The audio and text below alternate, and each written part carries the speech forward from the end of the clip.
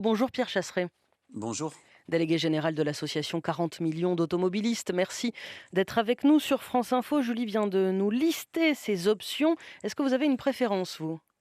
Je suis surtout outré, scandalisé. Vraiment, il n'y a pas de mots pour, après ce que je viens d'entendre, qu'un conseiller de l'Élysée soit en train de dire qu'il ne faut pas mettre des mesures de baisse des carburants parce que ça va toucher ceux qui vont en SUV à la plage. Alors là, vous Mais parlez je me de dis cette que là, option, baisser les taxes. Avec cette citation, ça touche y compris ceux qui roulent en SUV et s'en servent pour aller à la plage.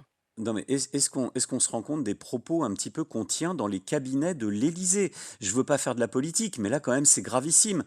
La seule solution possible, il y en a pas 50. Si on veut mettre en place une usine à gaz en France, on peut, hein. Des chèques pour ceux-là, mais pas les autres, c'est n'importe quoi. Faisons simple.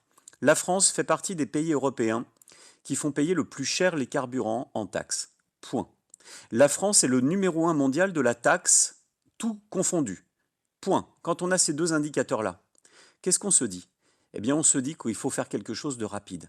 Les prix du carburant sont un produit de première nécessité pour beaucoup de Français qui ont un besoin essentiel de leur automobile. On baisse la TVA à 5,5% dès que l'Europe donne le feu vert, parce qu'il faut un accord européen, mais c'est en bonne voie, puisqu'on travaille, nous, à l'association 40 millions d'automobilistes pour ça, et que des candidats à la présidentielle l'ont annoncé. Je ne suis pas là pour faire de la politique, je ne vais pas dire qui, mais en tout cas, on travaille dessus et on va l'obtenir. Celui qui bloque aujourd'hui cette mesure d'accompagnement des Français, c'est le président de la République, Emmanuel Macron. Je n'y suis pour rien, c'est comme ça. J'appelle Emmanuel Macron à reprendre sa raison, à se souvenir de ce qui s'est passé il y a 3 ans et à se souvenir de l'histoire. L'histoire, c'est 40 millions d'automobilistes lancent un appel dans les médias fin août, début septembre, qui n'est pas entendu. 2 mois plus tard, la France, c'est Gilets jaunes. Vous vous dites on va revivre l'épisode des Gilets jaunes? Mais on va refaire la même copie, on refait les mêmes erreurs. On n'écoute pas les Français.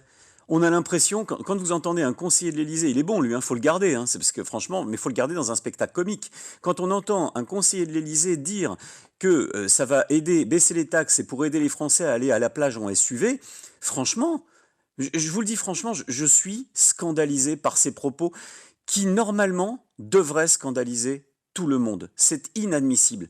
Il faut baisser la taxe sur les carburants Pierre tout de suite. Chasseret, Vous connaissez un produit? je vais vous citer Dominique Schelcher, le président de Système U, qui lui, ce matin, nous dit qu'il est plutôt favorable à des aides ciblées aux publics les plus défavorisés, en nous disant les caisses de l'État sont vides, toute baisse de taxes massives conduirait à aggraver le déficit public. Alors c'est faux.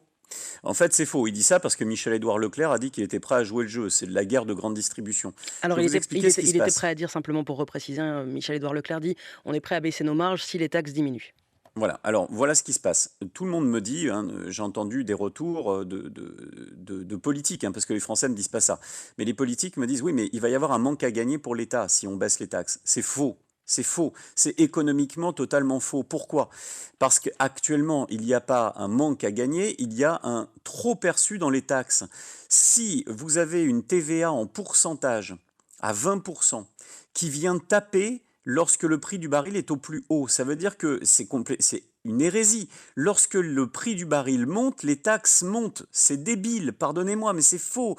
Ce qu'il faut, c'est impérativement baisser les taxes pour qu'elles deviennent acceptables par les Français. Ça, c'est le On premier entend point. bien, Pierre Chasseret, votre colère. Pour vous, il y a une déconnexion de la part de l'exécutif? Ah mais c'est plus une déconnexion à ce niveau-là, ça s'appelle être hors sol. Je crois que Thomas Pesquet va les rencontrer là-haut. Très objectivement, ils ne vivent plus dans le même monde que les Français. Les Français ne prennent pas leur voiture comme ça pour faire des tours de périphérique ou s'amuser à faire 400 km par jour pour rien. Il y a aujourd'hui 11 millions de Français, la moitié des foyers français en France, qui ont besoin de leur auto pour un besoin essentiel, pour un besoin qui est essentiel. On ne peut pas revenir dessus, ils ne peuvent pas faire autrement. Et puis, qu'est-ce que c'est le besoin essentiel? Lorsque vous partez en week-end voir votre belle famille ou voir vos enfants, c'est un besoin essentiel aussi, c'est un besoin contraint. Vous n'allez pas y aller à pied ou en trottinette avec 3 enfants. Il faut arrêter avec cette écologie de façade de 16e arrondissement, de bobo caviar à la louche, ça suffit. Il faut remettre les pieds dans la vie des Français. C'est la condition sine qua non pour ne pas mettre le feu à la France. Il y a actuellement des candidats qui sont prononcés contre une baisse des taxes. Je suis choqué, Jean-Luc Mélenchon, je ne m'attendais pas à ça, j'en suis tombé de ma chaise. Et il y a des candidats aujourd'hui Franchement, quand vous entendez qu'Anne Hidalgo est favorable à la baisse des taxes sur les carburants, si avec ça on ne comprend pas que c'est essentiel, je ne sais pas ce qu'il faut. Anne Hidalgo ne fait pas partie des gens qui ont brillé ces dernières années pour lancer des petits cœurs à ceux qui roulent en voiture. Et aujourd'hui pourtant, elle entend que la baisse des taxes est inéluctable. L'État doit vraiment, et Emmanuel Macron doit arrêter avec son discours écolo bobo. C'est bien de faire des matchs de foot avec le Variété Club de France, j'adore le foot, mais s'occuper des Français, c'est pas mal. Parce Merci. que lorsque hier, avant-hier, vous entendez le président nous annoncer un plan pour dire qu'on va construire 2 millions de véhicules électriques en France, je dis bravo, je salue, bravo, c'est très bien. Mais il a trouvé le moyen de parler pendant une demi-heure d'automobile sans jamais parler des prix des carburants. Si ça s'appelle pas de la déconnexion, je ne sais pas ce que c'est. Donc, Pierre Monsieur le Chasseret, Président, recevez 40 millions d'automobilistes. Moi, je viens vous voir. J'ai des propositions sur la table. Et arrêtez d'écouter vos conseillers qui vous emmènent droit dans le mur à 80 km/h avec des taxes sur les carburants. merci beaucoup Pierre Chasseret, délégué général de l'association 40 millions d'automobilistes. Votre proposition est sur la table. On entend votre colère sur France Info. Pour vous, il faut baisser les taxes sur le carburant face à la hausse des prix et le faire immédiatement. Vous nous dénoncez un exécutif, selon vous, hors sol. Ce sont vos mots sur France Info, 10h moins 10. Le fil info, Aurélien Tirard.